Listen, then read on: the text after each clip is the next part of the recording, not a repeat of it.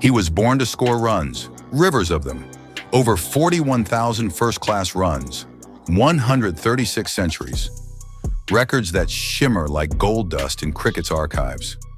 Yet on the grandest stage where legends are carved in stone, he faltered. Graeme Hick, a titan in county cricket, a mystery in tests.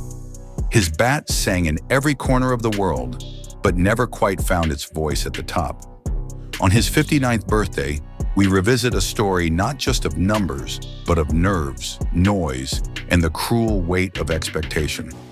This is one of cricket's greatest what-if, a tale of brilliance, burden, and the silence between applause.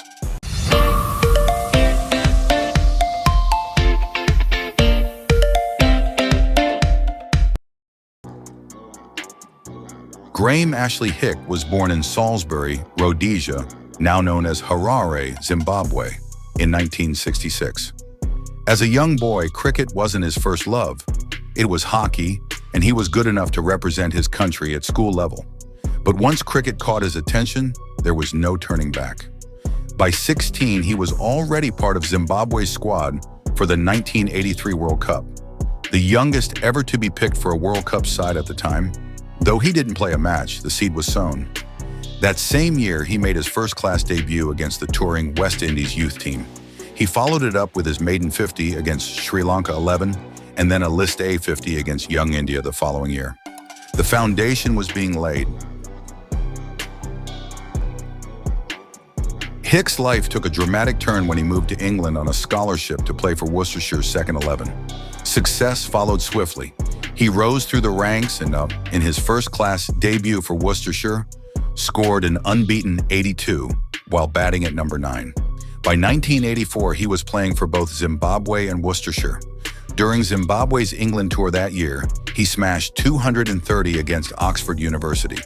Later that year, he hammered 309 against Ireland, the highest score in any form of cricket by a Zimbabwean or Rhodesian at the time. In 1986, at just 20, Hick became the youngest player to score over 2,000 runs in a county season. The next year, he was named one of Wisden's Cricketers of the Year. 1988 was peak Hick. On May 6, he pummeled Somerset for an unbeaten 405, still the 9th highest first-class score in history. His dominance was so complete that his 6th wicket partner, Steve Rhodes, contributed just 56 to a 265-run stand. Later, Richard Illingworth chipped in with 31 in an unbeaten 177-run partnership. Worcestershire declared at 628 for 7 and won by an innings and 214 runs. And Hick wasn't done. Just weeks later, he passed 1,000 first-class runs for the season before the end of May, becoming only the 2nd player since World War II to do so. Fittingly, he did it while scoring 172 against the West Indies, facing legends like Walsh and Ambrose. Ironically, Ambrose would later become his nemesis at the international level. Hick helped Worcestershire to their first county title in 14 years that season. For 6 consecutive seasons, he scored over 1,000 runs. He dominated New Zealand domestic cricket too. The man was a run machine, but there was one goal still unfulfilled: playing Test cricket. Zimbabwe wasn't a Test nation then.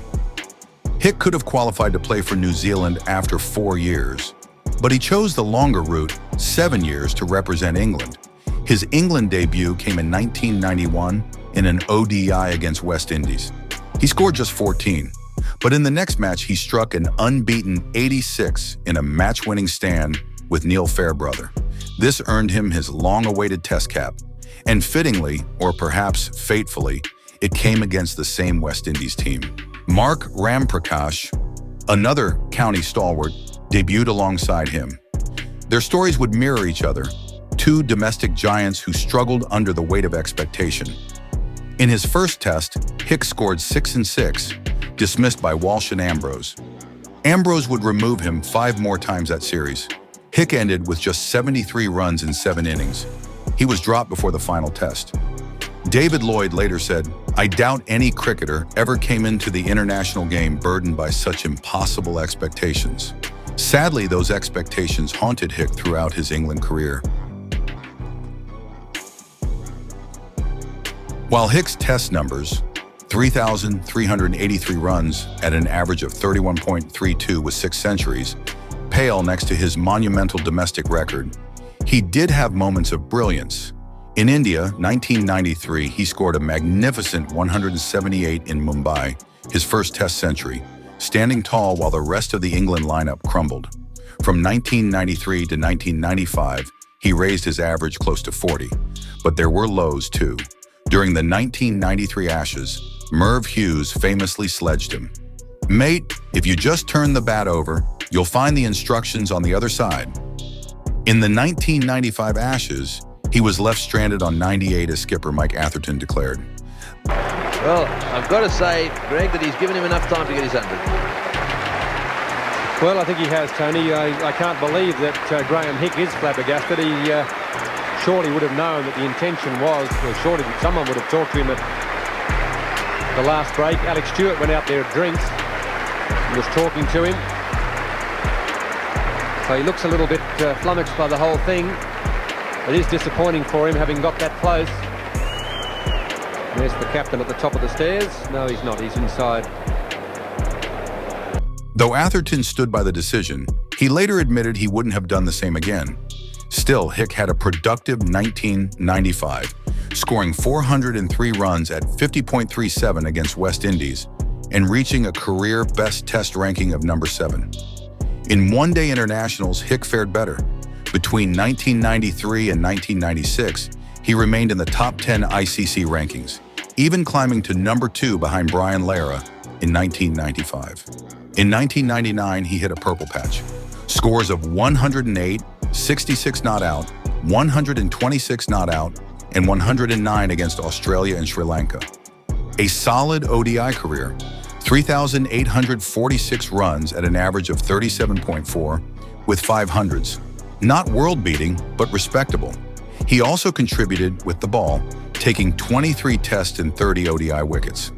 In 2000 against Zimbabwe, he claimed 5 for 33 and scored 80, joining the rare club of players with a 50 and a 5-wicket haul in the same ODI.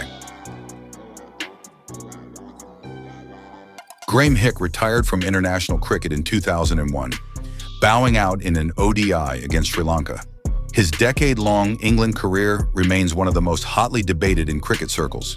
He had all the tools, elegance, power, records, but something didn't quite click.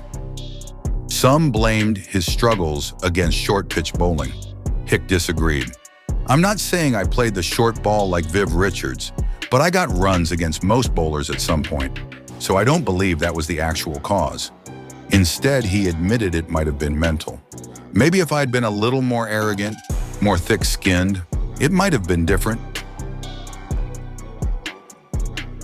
Despite international inconsistencies, Hick's records are astounding.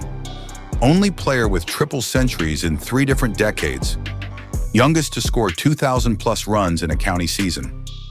Third best average among batters with 40,000-plus first-class runs. One of only 25 to score 100-plus first-class centuries. One of only 3 to score 20,000-plus List A runs. Only Graham Gooch stands ahead of him in total List A runs, with just 152 more. And then there's the biggest what-if of all. What if Hick had chosen to play for Zimbabwe? Their test debut came just months after Hick's England debut. A Zimbabwe side with Hick in his prime might have rewritten the story of African cricket in the 90s.